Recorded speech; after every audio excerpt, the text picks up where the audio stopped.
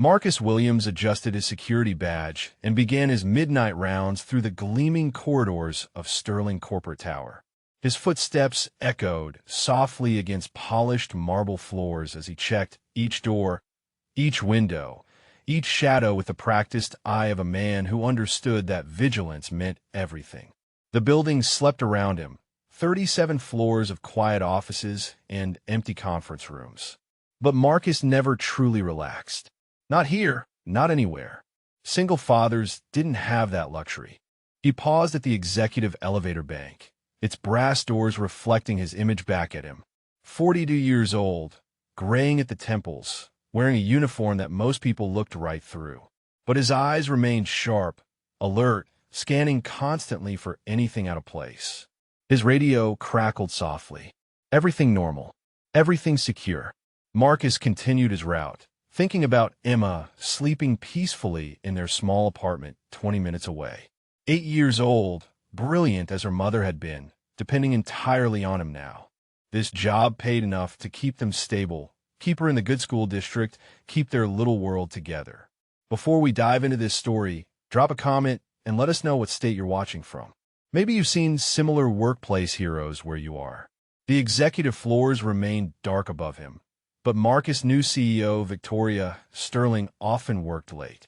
Her office light frequently glowed well past midnight, a driven woman carrying the weight of thousands of employees on her shoulders. He respected that kind of dedication, even if she'd never noticed the security guard who ensured her safety. Victoria Sterling's heels clicked against the marble lobby as she entered Sterling Corporate Tower at 6 in the morning. The building hummed with quiet energy, cleaning crews finishing their work, early employees beginning to trickle in. She nodded to the day security guard, a brief acknowledgement before stepping in her private elevator. The 37th floor belonged to her world. Floor-to-ceiling windows overlooked the city, mahogany conference tables gleamed under crystal chandeliers, and original artwork lined the walls. Everything spoke of success, power, control. Victoria had built this empire from nothing, transforming a small tech startup into a Fortune 500 company. At 38, she commanded respect in boardrooms across the country. But success came with a price. 16-hour days, constant travel, relationships that withered under the pressure of her ambition. Her assistant Sarah approached with the morning briefings. Quarterly reports, merger negotiations, personnel issues. The usual symphony of corporate responsibility that filled every waking moment. Marcus finished his shift as Victoria began hers, 2 ships passing in different worlds. He collected his jacket from the security office, signed out on the logbook, and headed home to wake Emma for school. The night guard and the CEO, their lives intersecting only in the shared space of Sterling Tower. Yet something connected them beyond proximity. Both carried weight others couldn't see. Both understood dedication, sacrifice, the price of protecting what mattered most. Victoria safeguarded her company and employees. Marcus protected his daughter and the building that housed them all. Neither knew how soon their separate worlds would collide. 3 weeks into his routine, Marcus noticed the first irregularity. A maintenance request for the 36th floor submitted at 2:47 a.m. Nothing suspicious on its surface, except Marcus knew the building's maintenance schedule by heart. No work was planned for that floor. He pulled up the access logs on his security terminal. The key card used belonged to Tom Harrison, facilities manager. But Tom had called in sick yesterday, and his card should have been deactivated. Marcus frowned, his instincts prickling with unease. The next night brought another anomaly. 2 men in coveralls entered through the service entrance, claiming electrical work on the executive floors. Their identification checked out, but something felt wrong. Their movements were too purposeful, too familiar with the building's layout for contractors supposedly visiting for the first time. Marcus began documenting everything. Times, dates, access points, personnel. His years as a detective had taught him that patterns always emerged if you looked hard enough. Small discrepancies that meant nothing individually, but together painted a troubling picture. He reviewed security footage from previous weeks, cross-referencing visitor logs with actual recorded entries. Several names appeared on multiple occasions, always late night, always citing routine maintenance or inspections. But when Marcus checked with department heads, none had authorized the work. Someone was mapping the building systematically, learning its routines, its vulnerabilities, its blind spots. Marcus felt the familiar weight of impending danger, the same intuition that had kept him alive during his police years. The question wasn't whether something was wrong. The question was how much time they had before whatever was planned began. Marcus approached his supervisor, Dave Martinez, the next morning with his carefully compiled documentation. Printouts of access logs, security footage timestamps, and visitor registration discrepancies spread across Dave's cluttered desk like evidence in a case file. Look, Marcus, I appreciate the thoroughness, but you're reading too much into routine maintenance, Dave said, barely glancing at the papers. These guys work all over the city. They know their way around office buildings. But the authorizations don't match up, Marcus pressed, pointing to specific entries. Tom Harrison's card was used when he was homesick. These electrical contractors aren't on any scheduled work orders. Dave leaned back in his chair, sighing with the patience of a man dealing with an overenthusiastic employee. You're a security guard, not a detective anymore, Marcus. Your job is to walk the floors and check the doors. Let management handle the paperwork inconsistencies. The dismissal stung more than Marcus expected. He gathered his documentation, feeling the familiar frustration of being invisible, of having expertise discounted because of his current position. But the danger felt too real to ignore.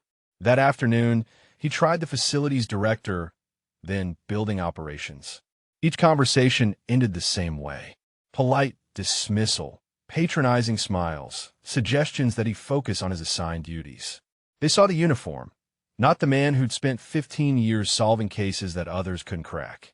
Marcus returned home that evening knowing he was alone in recognizing the threat. His instincts screamed that something terrible was being planned, but his warnings fell on deaf ears. Marcus waited until Victoria Sterling finished her late evening meeting before approaching the executive floor. His heart hammered as he rode the elevator up, knowing this violated every protocol in his handbook. Security guards didn't seek audiences with CEOs. He found her office door open, Victoria silhouetted against the city lights, reviewing documents at her massive desk. She looked up as he knocked softly on the doorframe, surprise flickering across her features. Miss Sterling, I apologize for the interruption. I'm Marcus Williams, Night Security. I need to speak with you about a potential safety concern. Victoria studied him carefully, taking in his composed demeanor and serious expression. Something in his tone made her set down her papers. Please come in. What kind of safety concern? Marcus stepped forward, his documentation folder in hand. Over the past 3 weeks, I've observed unusual patterns in building access. Unauthorized personnel using invalid key cards, maintenance work that doesn't appear on any official schedules, individuals who seem overly familiar with our security systems. He spread the evidence across her desk, pointing to specific entries and timestamps. I've reported this to building management, but they've dismissed my concerns. As someone with law enforcement background, these patterns indicate systematic surveillance of your building. Victoria leaned forward, studying the documents with the same intensity she brought to merger negotiations. The security guard's presentation was methodical, professional, compelling. This wasn't paranoia or overreaction. You think someone's planning something, she said quietly. Yes, ma'am. And based on the areas they're focusing on, I believe you may be the primary target. The words hung heavy in the air between them, changing everything. 2 nights later, Marcus's worst fears materialized. He spotted 3 figures moving through the parking garage at 11:30 p.m., their faces obscured by baseball caps and dark clothing. They moved with practiced coordination, avoiding security cameras with troubling precision. His radio crackled as he called it in. Control, this is Williams. I have 3 unauthorized individuals in sublevel parking. They appear to be avoiding surveillance coverage. Copy that, Williams. Building security shows no alerts. Are you sure they're not authorized maintenance? Marcus watched the figures produce electronic devices, scanning doorways and access points. Negative control. These individuals are conducting surveillance of security systems. I'm observing what appears to be reconnaissance activity. One of the men approached the service elevator that led directly to the executive floors. Marcus felt ice in his veins as the man produced equipment that looked designed to override electronic locks. Control. They're attempting to breach executive floor access. I need immediate backup, and we need to evacuate Ms. Sterling from the building. Williams, you're overreacting. Stay at your post and observe only. But Marcus could see the lead figure speaking into a radio, coordinating with others. This wasn't random. This was the culmination of weeks of planning, and Victoria Sterling was alone on the 37th floor, completely vulnerable. He made a decision that would change everything. Abandoning his post, Marcus headed for the executive elevator, knowing that whatever was about to happen, he was the only thing standing between the CEO and whatever these men planned. The real threat had finally arrived. Marcus burst through Victoria's office door just as her phone rang. She looked up startled, but his urgent gesture stopped her from answering. "Don't touch that phone," he commanded, his voice carrying the authority of his former profession. "We need to leave this building immediately." "What's happening?" Victoria stood, recognizing the gravity in his expression. "Three armed individuals have breached building security. They've been planning this for weeks, mapping your routines, your location. This is a coordinated attack, targeting you specifically." Before Victoria could respond, the lights went out. Emergency lighting cast eerie shadows as Marcus moved with practiced efficiency, positioning himself between Victoria and the office entrance. "Stay behind me. We're taking the emergency stairs, not the elevator." Footsteps echoed in the corridor outside. Marcus pulled Victoria toward the window, his mind calculating escape routes with the tactical precision of his police training. The fire exit was compromised. The main corridor was too exposed. "There's a maintenance access behind your bookshelf," he whispered, having memorized every exit during his security rounds. "It leads to the freight elevator shaft." Victoria watched in amazement as Marcus transformed before her eyes. Gone was the quiet security guard. In his place stood a trained professional, moving with lethal competence and protective determination. He pressed his radio into her hands. "If something happens to me, call for help and get to the stairwell." The office door handle turned slowly. Marcus positioned himself in front of Victoria, ready to give his life to protect hers. His years of training, his protective instincts as a father, all focused on this single moment of truth. Police sirens wailed outside Sterling Tower as Detective Sarah Chun reviewed Marcus's meticulously documented evidence. The three attackers sat in custody, their sophisticated surveillance equipment and detailed building plans spread across the conference table like pieces of a complex puzzle. "Your security guard prevented what would have been a high-profile kidnapping," Detective Chun told Victoria, who sat pale but composed in the executive boardroom. "These men have been planning this operation for 2 months. They knew your schedule, your routes, your security protocols." Victoria looked across the table at Marcus, who was giving his statement to another detective. His calm professionalism under pressure had saved her life, but more than that, it had revealed depths she never suspected. "Mr. Williams," Detective Chun continued, consulting her notes, 15-year veteran of Metro Police, detective grade, specialized in organized crime and threat assessment. Received commendation for valor 3 times. Left the force 2 years ago after his wife's death to focus on raising his daughter. The pieces fell into place for Victoria. Marcus wasn't just a security guard who got lucky. He was a decorated law enforcement professional who had sacrificed his career for his child, taking a night shift job that allowed him to be present for Emma during the day. His documentation was flawless, Chun added. Without his surveillance and early warning, this would have ended very differently.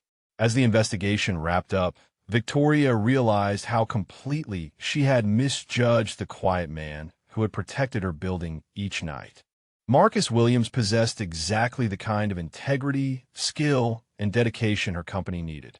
The question was whether she could convince him that it was time to step back into the light.